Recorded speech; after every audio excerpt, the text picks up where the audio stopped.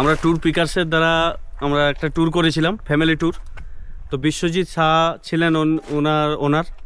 তো আমরা একটা গাড়ি পেয়েছিলাম, এটা গাড়ি নাম্বার, এবং আমাদের যে ড্রাইভারজি ছিলেন সুনীল গার্গজি খুব ভালো ব্যবহার করেছেন আমাদের সাথে এবং খুব সুন্দর ড্রাইভিং করিয়েছে এবং গাড়ির কোনো প্রবলেম হয়নি।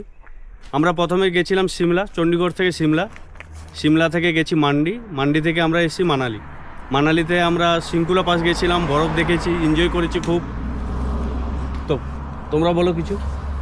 বলার মতো কিছু নেই এখানে, মানে কি বলবো, হোটেল থেকে শুরু করে কাকুর তো কোনো তুলনাই হবে না।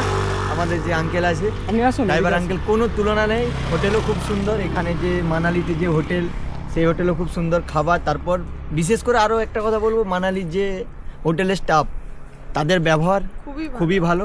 আমরা যেটাই বলেছি, যা মেনু তাই দিয়েছিল, কথা হবে না। ঠিক আছে, ট্যুর পিকার অবশ্যই ভালো, ট্যুর পিকার জিন্দাবাদ।